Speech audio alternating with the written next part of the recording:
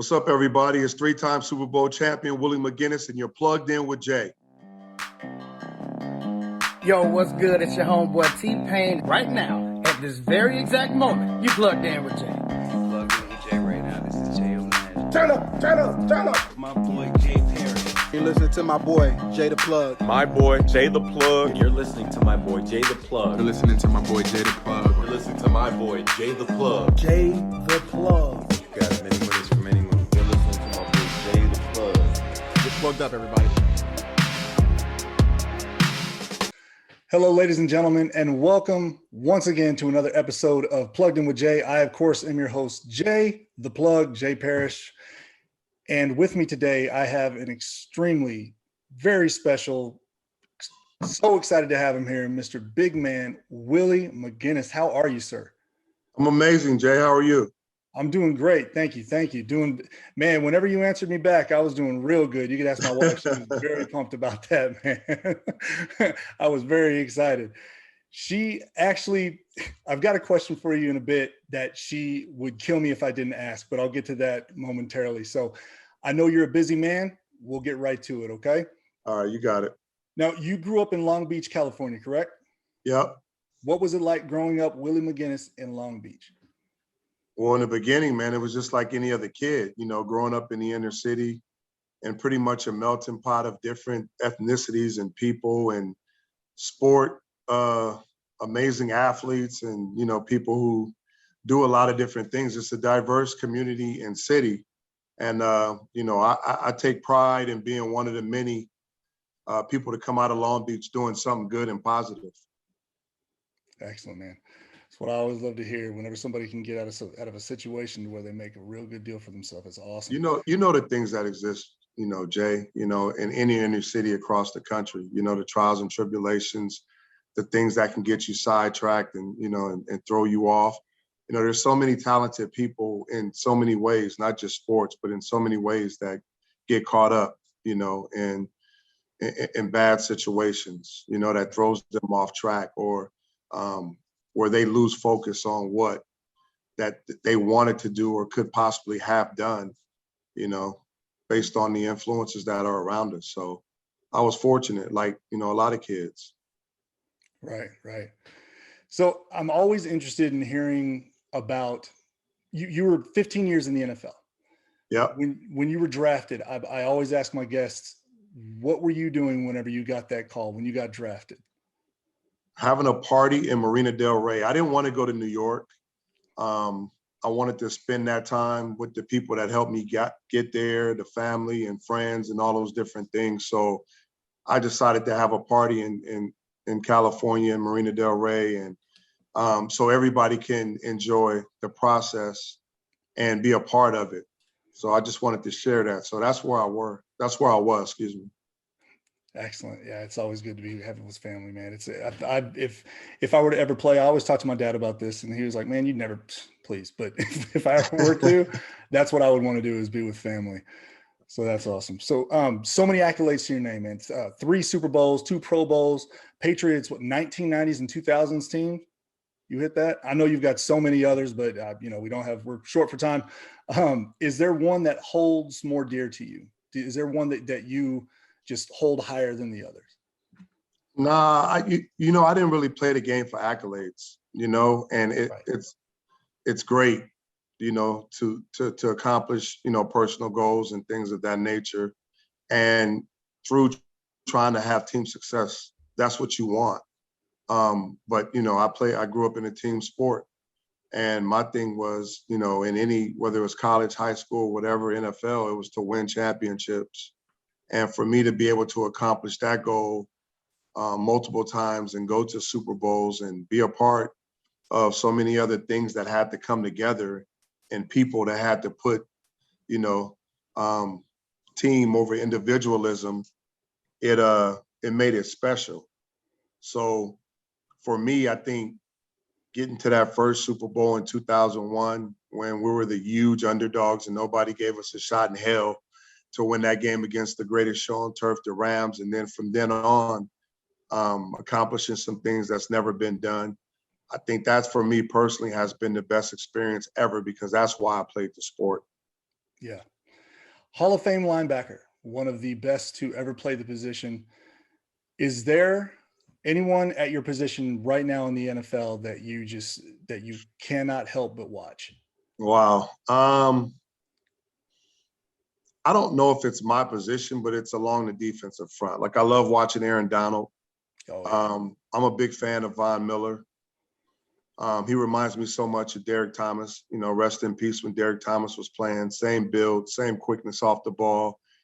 The way they played the game was almost identical. Mhm. You know, I like Myles Garrett. I like watching him get after people. There's a lot of guys that I like, man. I can go down the line. You know, I like watching TJ Watt. I love the way he plays the game. There's a handful of guys, man, that I really enjoy watching. Even at the corner and safety position, you know, I love Derwin James. I love Jalen Ramsey. You know, I love those guys, how they play the game. And there's a bunch more, man. Yeah, so you just named off 3 people on the Rams defense, and now with Von Miller going to be alongside Aaron Donald, I mean, we just got to shut it down. That's just almost not fair. We'll see. You know, on paper, you know, Von has had the opportunity to play with some great defenders. You know, when he was with Denver, he had a chance to play with DeMarcus Ware. He should probably be in the Hall of Fame soon. And, you know, he played with Malik Jackson and Wolf. And he played, you know, now he's going with Aaron Donald, Leonard Floyd, and all these guys. And when you have other guys along the front, it makes it difficult for teams to be able to hone in and just double team you, chip you, slide the protection, and all those different things. So I'm seeing now coming to the Rams, he'll have more of those one-on-one opportunities to get to the quarterback because of what else is on that defensive front, Right. Which is always a great thing, especially at the end of your career. I mean, you go from being 4-4 to 7-1, first of all. People are talking Super Bowl Rams, right? And then you go and play on the great defense. So can't be mad. I mean, you could be sad with what happened and you're not there anymore, but you definitely can't be mad about it. No kidding.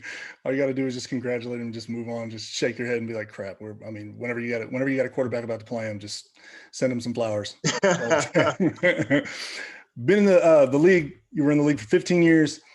Also working with NFL Network, and you spend a lot of time in the NFL. Needless to say, is there a specific? If anybody ever asks you, or you're out having dinner with somebody or anything, and they ask you for a story or anything, like an awesome little anecdote or something that you have from the league, is there a story that stands out ahead of everybody else? Or, I mean, is there like a memory that you just wax nostalgic on every once in a while?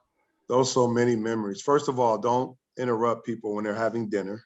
Like if they're eating literally, don't come up to them and ask for a story. That's the worst thing to do. With you. Hey Jay, that is the absolute worst. I don't know about everybody else, but I don't mind, you know, talking and saying hello and all that. But when somebody is eating, that is just absolutely rude to be like, excuse me, I don't mean to bother you. You're like this. I don't mean to bother you, but don't do it. For those people out there, just don't do it. You see your favorite athlete, entertainer, whatever, leave them alone while they eat. I got drafted by Bill Parcells. I played for Pete Carroll and Belichick. Those are my 3 head coaches, and Romeo Crennel for Cleveland. I just remember my hello, this is the NFL moment when we were having a special teams practice and Bill Parcells was the coach. And, you know, camp was hell back then, you know, full pads every day. You didn't get a mandatory days off or how many days you can be in pads or run. And I went into a full body cramp. This is probably 2 or 3 days in the camp, full body cramp. And I lost so much fluid that I had to go to the hospital and get IVs in the morning practice. We had 2-a-days. So I thought my day was over. I thought I was done. I'm in the hospital. I'm getting my bags, my fluids. I'm asleep, nice white sheets, air conditioned. I'm feeling good. I'm like, well, we'll get back at it tomorrow. I'll be back. I felt one of the GAs, one of the ball boys, tap me, woke me up, and I looked to the right, and he was standing over there with my pads and all my stuff. Bill Parcells had called the hospital to see how many bags of I have had already. And once I got my final bag, he sent somebody there with all my practice gear to say I want him on the line, ready for the next practice and ready to go. So I thought I was done. I was good. I come back, rejuvenated, reset. No, I was at practice that afternoon, back on the line, and he walked by me and was like, "You thought you was gonna lay up in that hospital and then go to your dorm and lay up and just relax?" He's like, kid, it don't work like that in the NFL. That was my welcome to the NFL moment. See, and that's the way, like, okay, back then you see how things like that happen. If they try to do that now, there'd probably be a lawsuit. There'd be a problem. I'm calling the PA, I'm doing this, I'm doing that. No, it just doesn't happen. Wow, man. So you say that about Parcells. You were with Romeo, you had Belichick, Carroll. Was there a specific, and I totally understand being completely political, was there a favorite that you had? I love Parcells because he gave me an opportunity, Sure. And it came out of nowhere. And he was like another father to everybody. Mm-hmm. And he taught me a lot. And I think me coming into the league, it was a perfect coach for me and my personality and my character and where I come from. So wasn't intimidated. I loved it.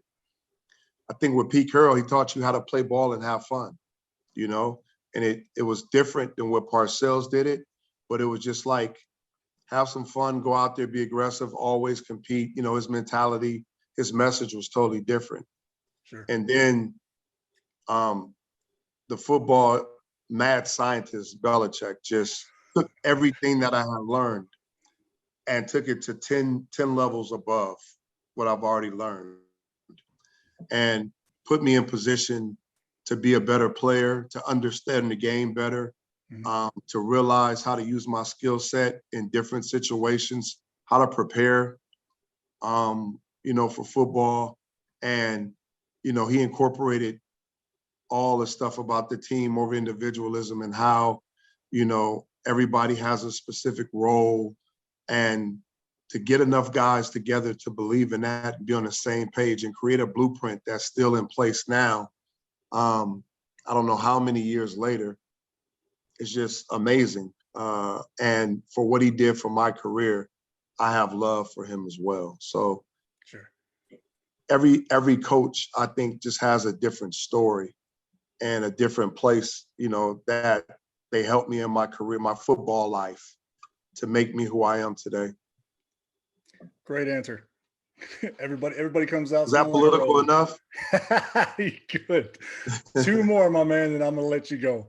All right. I'll save my wife's question for last. I have a close friend of mine who I started all this doing fantasy football stuff. I promise it's not a fantasy football question. But, okay. We started a charity league, and he's a real good buddy of mine. He came up with this, and I think this is a pretty awesome question. So, Tom Brady, I quote, stated, "Have you been in some of those defensive meeting rooms? I mean, you wonder why they play defense. And after about 2 minutes, you know what I'm talking about. 2 minutes, you go, yep, they could never be an offensive player. Defense is kind of like a dog chasing a car. Just get the guy with the ball." I almost don't even need to ask you for your answer to that by just looking at the way you're reacting. What do you have to say to Tom Brady after saying something like that? Little brother. Hey, so we used to drive his ass crazy in practice. Rodney Harrison, myself, Ty Law, Brewski, all of us. We used to take reps with them to get them ready for the games, and then we would let the scout team come in and finish it up. But understand this. Just let me break it down like this, okay? The offense goes in the huddle and they know the play. They know the protection. They know the formation. They know where they want to go with the ball, run, pass. They know everything, correct? Correct. Defensively, especially at the linebacker and safety cornerback position, more so linebacker and safety, we have to recognize the formation, look at the personnel group, wait till the ball is hiked, put all that stuff together, digest everything that we saw pre-snap, put it together, figure out where the ball is going to go and to who, by formation, by whatever the case may be, protection, figure all those different things out, and then go make a play. Yeah. And then go make a play without knowing anything about the play. You didn't hand us your play and say, hey, we're going to run this. You stop it. No, it doesn't work like that. So it's funny to me, you know, I hear from some offensive linemen as well that, oh, we're the smartest on the field. Da, da, da, da. Give me the answers to the test. I'll show you how smart I am. Give me the answers to the test. I'll show you how smart I am. Oh my God. Am I right though? Think about it. Yeah, 100%. 100%. Y'all are almost calling audibles every play, basically. We got to figure it out. We got to look at the shifts, the motions, the backfield sets. We got to look at everything. And then still figure everything out and then go make a play. Yeah, I agree with you. I agree 100%. I say defense is the hardest position to play, regardless of where you are. I'm just saying, give me the answers to the test. I bet I get an A every time. Love it. I love it. All right, my man. Last thing, and then I know you'll get going. I'll let you go. My wife, she's not a big football fan, so she's a Jay fan, which I love. She whenever she hears who I'm interviewing, she likes to look in and see, you know, kind of learn some things before I tell her about it. The first thing that she brought up to me, she's a rap fan. Oh, so you already know.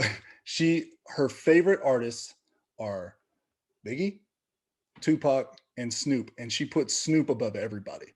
Ooh. She is a Snoop, like a lot of people. Yeah, and I gotta say, I say that they're right there with each other. But I'll tell you what, if Snoop wasn't on this earth anymore, people would put him above everybody. I mean, it's just how it is. He's that guy. He's iconic. He's iconic. Absolutely. She told me that I had to ask you about a story or anything that you might have that you've had with Snoop, if you have like a memory or anything that you can wax on for us. She just huge fan. What's your wife's name? Carolina. So I'm gonna direct this to you since you asked the question. The one thing, as Ty Law, my old teammate, is chiming in. Hey Ty, I'm doing a live interview about the Patriots and all that on Jay the Plug show. So I'm gonna hit you back. All right. All right. Ty Law said, good job. You know, I gave you a shout out from Ty Law, Hall of Famer, cornerback, Hall of Famer. So the one thing that a lot of people don't know is, or they may know, Snoop played football, youth football. We played together and against each other. He tried to play high school, didn't work out too well. So I've been knowing Snoop ever since we were youth, 6, 7, 8, 9, all the way up. Been knowing each other. Another story is I also was there and went with Snoop when he actually signed to Death Row. Oh, okay. We also went to high school together, went to Long Beach Poly. He's a Long Beach kid. He went to Long Beach Poly. So I was one of the guys with him. And this is our big three. This is what we're proud of, our years. Cameron Diaz, acting, modeling, whatever. Snoop Dogg, entertainment, rap, movies, whatever. And Willie McGinest, sports, football. Those are our big three coming out. So we all are intertwined in a way. When I was with him when he signed with Death Row, he's my brother. He's family. He's one of the best people you'll know. She is right. He should be at the very top based on longevity, recreating himself, being and delivering so much content over different platforms, not just music, and just being a hell of a guy. So it's hard for me to go against that when you said that. I think we also got to throw Jay-Z in there, the Mount Rushmore. Oh, for sure. Yeah. Jay definitely, he definitely belongs on that Mount Rushmore. But Snoop Dogg is iconic everywhere. You say Snoop Dogg in Japan, they're like, Snoop Dogg, I know. Oh, Australia, Germany, anywhere, Snoop Dogg. It's awesome. I love hearing that he's a good guy. She's going to love hearing that. She thinks, even not knowing him, she's like, no, he's probably the best person on earth. I'm like, okay. She's a big fan, like a huge fan of his. And like, Okay, does she smoke weed? Or you can't talk? Can't say it? We've dabbled. If she would really love him because that's his thing. The first Oh, time yeah. you meet him, you got to smoke with him. So somehow you got to get him on the show and get her on the show.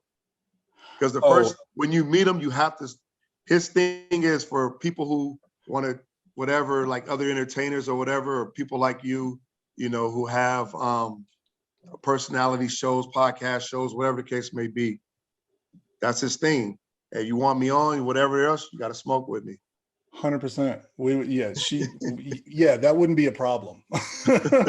Absolutely. I didn't mean to throw it out there, but you know, I'm one of the real guests you'll ever have. I love it. I love it. I mean, you know, we dabble. So it's yeah. So well, I've reached out to him a couple. I've had T-Pain on the show. He's a friend of mine, actually. We're in Atlanta.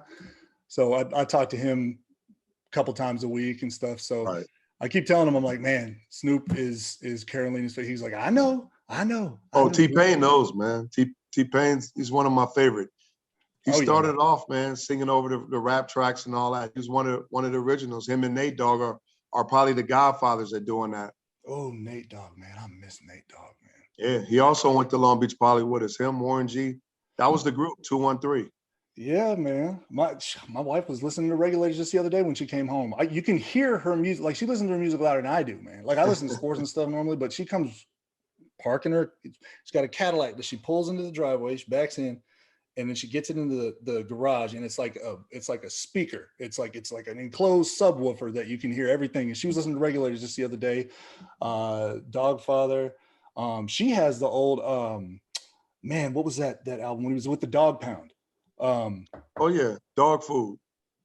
Was it Dog Food? Yeah, she's when I first met her, the first time I realized that I was truly in love is whenever she started quoting what's the name of that song? Lottie Dottie, we likes to party. We don't when I heard it, she started going with it. I'm like, what? And I don't know what, man. It just something clicked. And tell her one of my most underrated albums from Snoop is the Blue Carpet Treatment. Tell her to pull that one up and listen to it and tell me what you think. Hit me on the DM.